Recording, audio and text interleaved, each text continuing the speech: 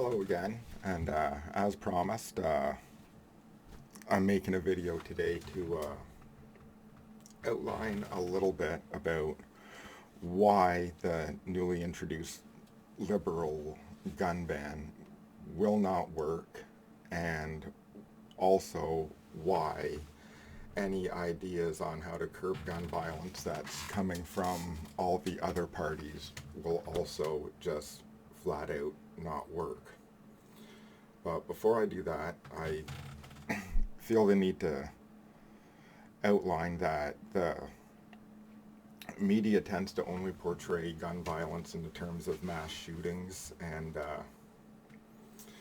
gang-related attacks and that, but please keep in mind when we are discussing gun violence, we also not only do we need to look at it how it pertains to normal violence as well, because gun violence is just simply normal violence with a gun in hand, but we also need to look at some of the overlooked parts of gun violence, which are suicides and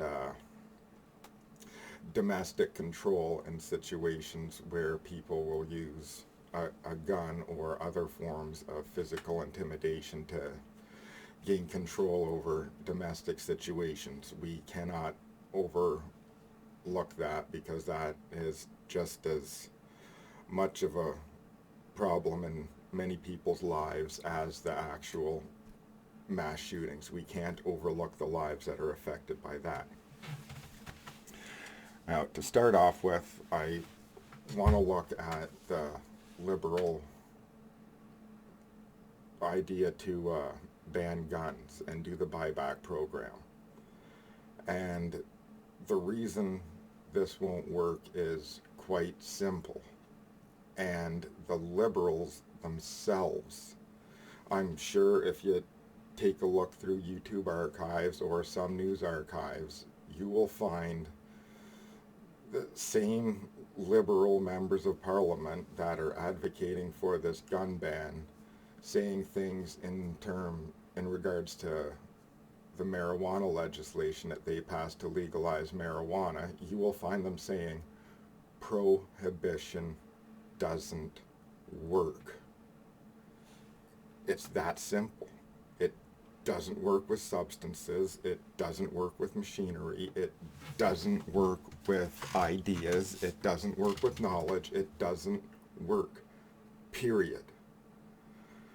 So why then would the liberals use the argument that prohibition doesn't work in order to get a substance decriminalized and able to be taxed and used in this country, and then completely ignore that same argument a few years later in order to push a bill through that encourages the prohibition of a material possession? Makes no sense. It's hypocrisy at its finest, and they said it themselves. Prohibition doesn't work. Now, we look at the conservative side, what they believe is the way to curb gun violence, and that is through attacking illegal guns at the border and cracking down on gang units and the suppliers and the violent offenders. And that is a bit more effective than prohibition, but we have also proven in a drug war that as soon as you arrest a gun vendor, or someone else is going to be there next week with a new collection of fancy guns to sell to the same criminals that were buying it off them to begin with. Same thing as the drug war.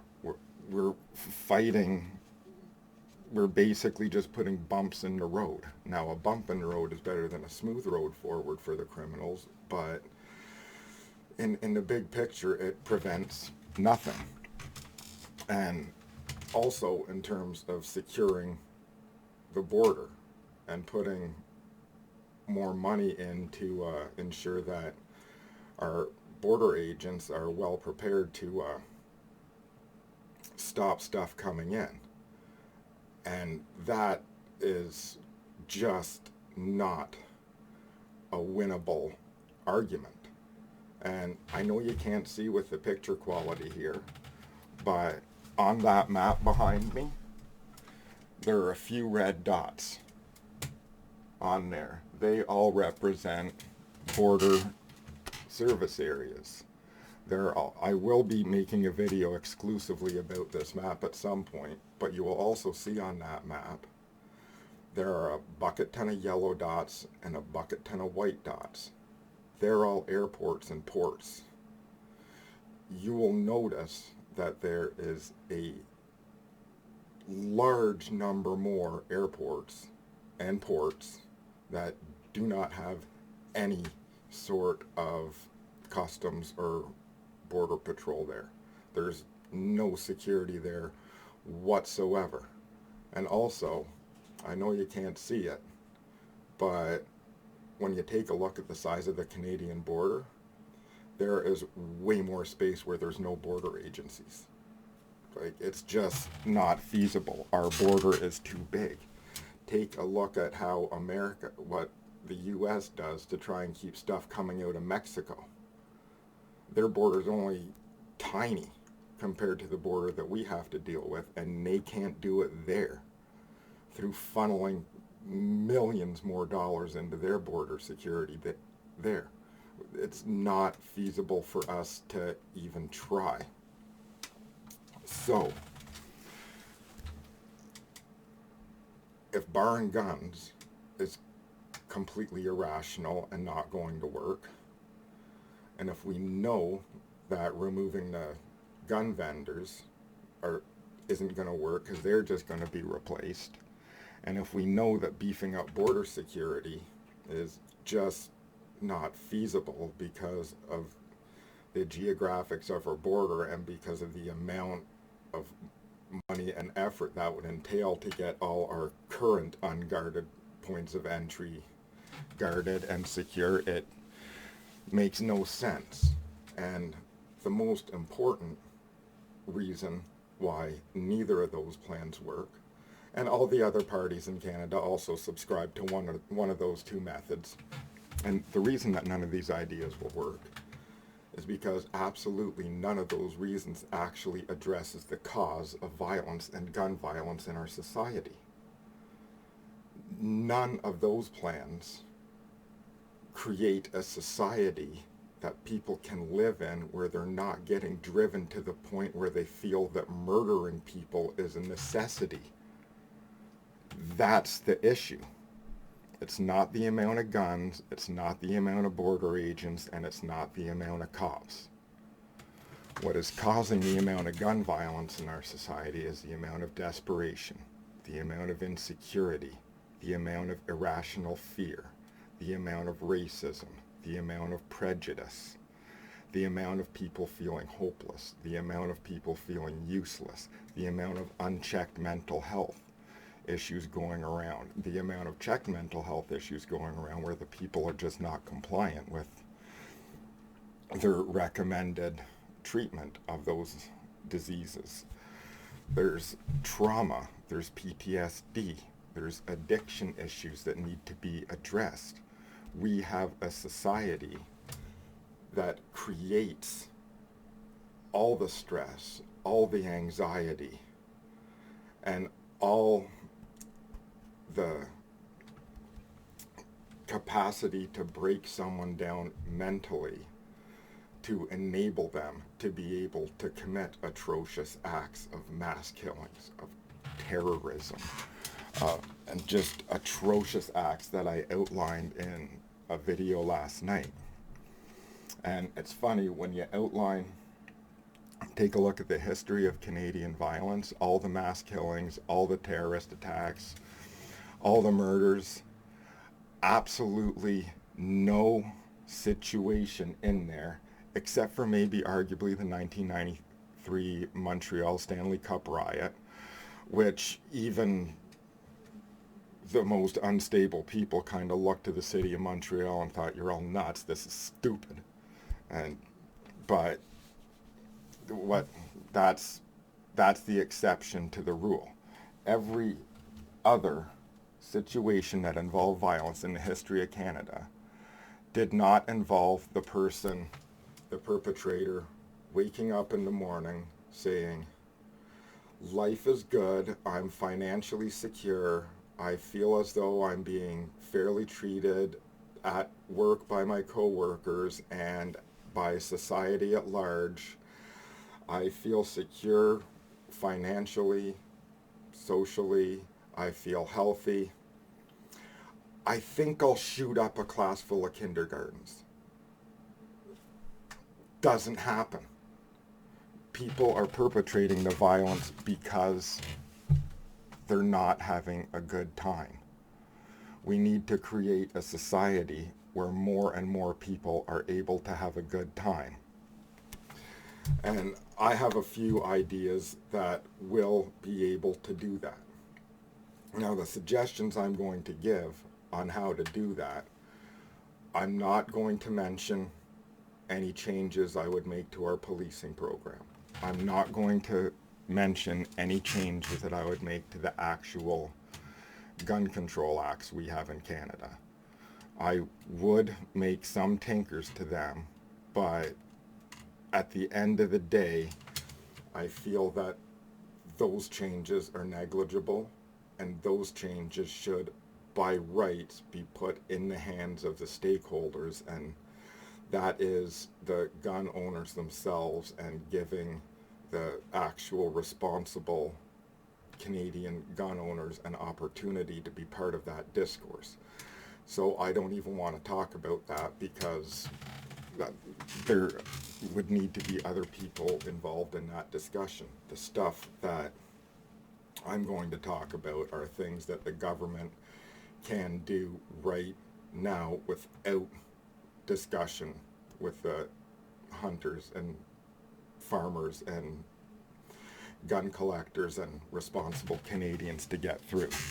And it's just 5 ideas. I'm going to, they all come from my plan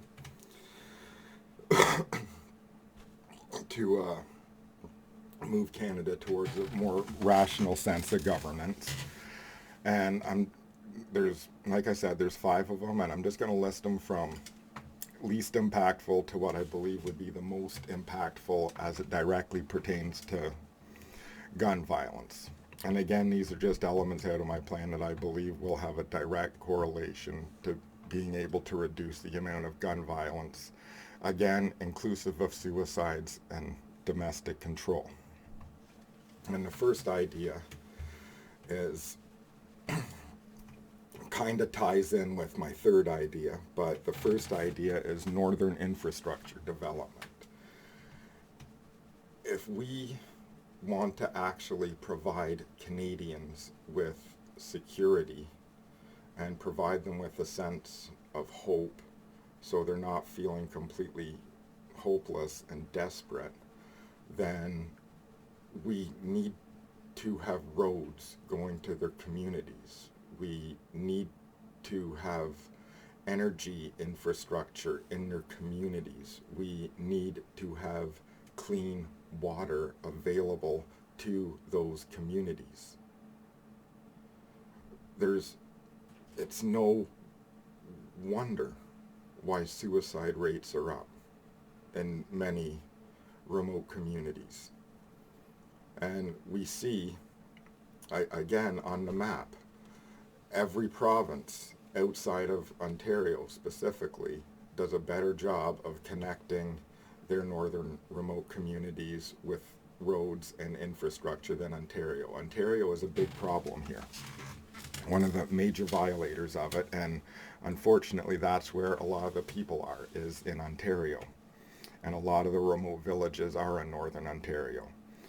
And if we can get roads, clean water, and energy into these communities, they will be able to build up the social structures they need to ease the desperation and ease the amount of insecurity that goes on in those communities.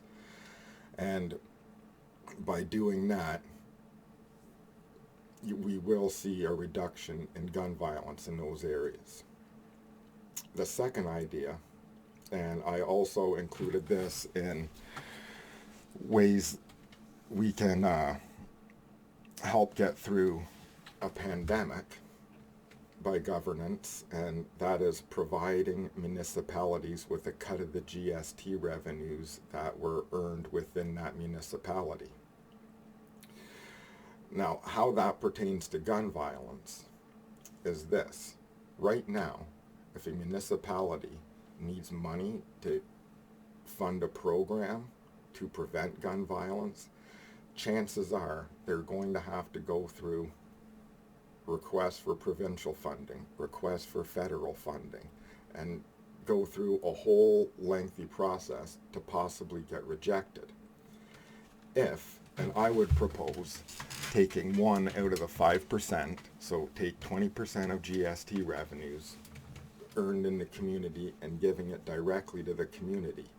Then that community, when there is a crisis such as a pandemic, or if they see that they need to crack down through policing or through whatever means necessary on gun violence, they are going to have the funds right there so that they will be able to set up the programs themselves. And also, like, let's take the city of Thunder Bay as an example. They have a violence problem. They have gun problems up there. They have all the problems that we're talking about here. Do you seriously think Doug Ford or Justin Trudeau have any clue how to handle that in Thunder Bay? Is it possible that maybe neither of them have even been to Thunder Bay? I don't know, but I guarantee that's not where their focus is. Now, if we want our money to be efficiently used, we need to put it in the hands of the people that can efficiently use it. The people that know how to solve the problems within the municipality are the people that are in that municipality all the time. It is the municipal government. And also, side note, the municipal governments are the only level of government that actually has to maintain a budget. So not only would we be putting the money in the hands of the people that actually know what to do with it, but we would also be putting more money in the hands of the level of government that is actually mandated to be fiscally responsible with it. That's a win-win situation. And that would prevent, like the Conservatives want to do, from having the province spend money in areas that they have no idea what they're doing. It erases a lot of the inefficiencies of the spending that can be done in those areas. Now the third one, and this ties in with the northern infrastructure development because we need to develop up north in order to get people going there. But the third one, this is important, is reformation of our immigration system. It makes no sense. And it's not even about the numbers or who gets in it. It's where we're sending them. The vast majority of our immigrants are heading into the urban areas, such as Vancouver, Toronto, Calgary, Montreal. The vast majority of our immigrants who are coming in might have problems with English, might not have Canadian qualifications that can get them above an entry-level position, so they're going to be right at the bottom of the labor market. And we're sending them to live in cities that are in the middle of a housing crisis where people with medium wage jobs can no longer afford to live. So we're taking a person that has obvious language and cultural barriers, and we're putting them directly into a situation that we know they're going to be immediately faced with financial desperation. That makes no sense. It makes no sense at all. Not when we have other areas of Canada outside the urban areas that are actually losing population and businesses are having to shut down because people are moving out. if we're going to take in immigrants that don't necessarily have the skills to get medium to above level pay at their jobs, we still want to welcome them into Canada because we still feel Canada can give them the opportunities that they need to be able to be productive citizens and be happy. And we believe that even though they're unskilled coming in, that they will be able to work hard and become useful Canadians. However, if we set them up for failure in a desperate situation, it's not going to happen. What we need to do, we need to have control over where our immigrants go. There is absolutely no reason we can't say, okay, you want the Canadian lifestyle, but we're not going to send you to Toronto. We're going to send you to Nipigon. We're going to send you to Red Rock. We're going to send you to Surrey PEI. We're going to send you somewhere where you are needed, and you are going to be able to be used, and you are going to be able to maximize the amount of cash flow you are going to be able to have. You can live better on minimum wage in Surrey PEI than you can in downtown Toronto. I guarantee it. You're going to have more hope. You're going to have less desperation. And we wonder why a lot of our immigrants, especially the visible minorities, get hung up in gangs and that in the urban areas. Well, you come over, you're forced into a desperate situation. You have people within the culture you moved into that are telling you to go home. So you run to where you're welcome. And generally, you're welcome by people who are dissatisfied and feel insecure and are more prone to taking radical steps to gain security about themselves. That can be eliminated if we just use sensible immigration policies. Now, the fourth idea is increase education about mental health and cross-cultural awareness. Nobody, Bell and Let's Talk and some organizations like that, they've done a good job spreading the word. But still, at the end of the day, very few people know how to pick up on the signs of depression. Very few people know how to pick up on the signs that someone's in a psychosis. Very few people know how to listen and react in an empathetic way that provides positive solutions for people who are going through crisis. So we live in a society where people don't know when someone's about to be in danger or start down a path that could be destructive for them, and we don't know how to deal with it once they're on that path. With the prevalence of mental health issues in today's society, you would think that that would be one thing that our education system could teach before they're adults, but like before they're even out in the world. You'd think that would be something that we would want to be common knowledge for everyone. That and basic first aid, like virology, how pathogens spread and that.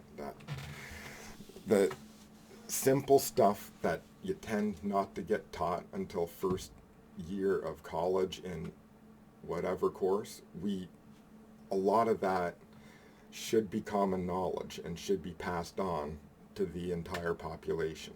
And knowledge about mental health issues and how to talk to people going through mental health challenges is one of those things that everybody absolutely needs to know. And also, cross-cultural awareness. That is part of what breeds the fear and ignorance, is we see someone different that talks different, prays different, dresses different, eats different, and they're not like us, so we fear them. We need to unite and find common ground. And the only way we're going to be able to do that is if we are aware of the ground that they stand on. If we are not aware of what the other people are going through, there's no way we can be aware of how much we have in common. And by being afraid of the unknown and shying away from that causes a lot of irrational fear and causes the prejudice that causes the hate that we see in many of the radical hate crimes I outlined in the last list I made on a video.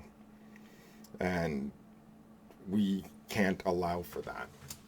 And also, as it directly pertains to gun control, oh my, there's a gap between rural knowledge and urban knowledge. The urbanites, they see the gangbangings. They, like all the big violent acts, most of them that I listed out on the previous video, happened in cities. Whereas the rural folks, we're accustomed to the hunters and the farmers that are using them in a safe and, I'm going to say, culturally appropriate way. And there is a disconnect between the two viewpoints there. And the more and more urbanization takes place, the less that rural viewpoint is going to be explored, the less the viewpoint of the avid hunter is going to be explored, and the less the viewpoint of the farmers are going to be explored when decisions are made. So we need to really snap that schism between cultures and between subcultures, and we need to be on the same page to move forward with this. Again, we can't figure out how to work together if we don't know how each other are working. We need to have an awareness of what we are each doing. And the last idea, and this is by far the most important idea, is my plan for basic income for productive service. The basic income will allow people to not be as financially desperate. It can give them more time to spend with families. There's a lot that can do. But the more important bit about that in terms of gun control is a productive service. There's that old cliche where idle hands are a devil's plaything, And even if people feel secure, if they're going stir crazy inside their house, that's not doing them any good.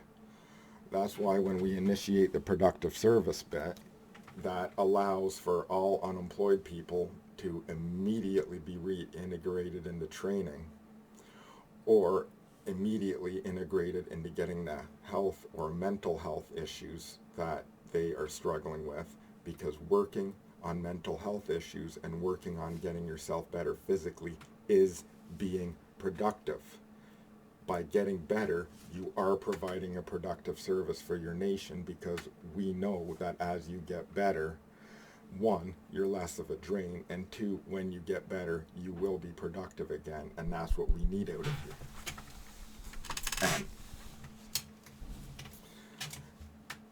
And in accordance with that too, being productive, if you're waiting in between school and being unemployed, we can send you off to help sandbag in the event of floods. You can be sent off to help out in times of emergency. So you can feel as though you are a part of a whole. You can feel as though you are a part of a greater purpose moving forward. You can feel as though you're part of a society. And one thing that is common when you look at the list of horrific events that have taken place with and without guns in regards to violence in this country, it is quite clear that the people doing this did not feel as if they were a welcome, useful, productive part of society. They did not feel as though they were being treated in a fair way that allowed them to reap the benefits of their production. And by allowing a basic income, It gives people the money to say that we are reaping the benefits out of what we do, and it also puts them in a situation where they can always be productive and always be moving forward. So in terms, those 5 ideas will go a heck of a lot further in terms of reducing the actual causes of the gun violence than anything being proposed by the liberals or conservatives at any point. And it's an issue that all of our major parties have completely missed the boat on. If we are going to tackle gun violence and violence in Canada, we need to tackle it at the cause. If we do not look to develop policies and ideas that minimize the causes of violence, it doesn't matter how many guns we ban. It doesn't matter how many border service agents we put out. It doesn't matter how many police officers we give the fanciest tech to. We are always going to have this problem. And if you look at the timeline, our current neoliberal trickle-down economic system is accelerating the speed that all these events are happening at. It's accelerating the speed that all that stuff is going on at. So if we don't do something soon to eliminate the causes of these things, the spiral's going to get quicker, and we're going to see a lot more of this. And if we're blinded by what the liberals and conservatives are saying are good plans on how to reduce the gun violence, and we buy into that, things are going to get a lot more violent. We need to stop being distracted by what they're saying about the problem being over here is, and start looking at the actual cause of the problem. If you aren't looking at the cause of the problem, you're not even trying to find a solution. And that is where we're at with all of our major parties in Canada. It's a bunch of people that aren't even trying to find a solution because they're looking in the wrong spots. Perhaps their heads are in the wrong places. I will leave it up to you to determine where their heads are at. I have a few suggestions on where they can start looking. But the main thing is that we as a people stop being distracted by that, and we as a people focus on the solutions, because it is we, the Canadian people, who can make a difference. We can provide the pressure. So it is obviously, due to the irrational thinking of our government, it is obviously left up to us to come up with these solutions, and it is left up to us to take action on figuring out a way to implement them. So I'm hoping that you're with me on that. I'm hoping that we can work together in the future to implement positive solutions that actually address the problems that we're going through. Thank you.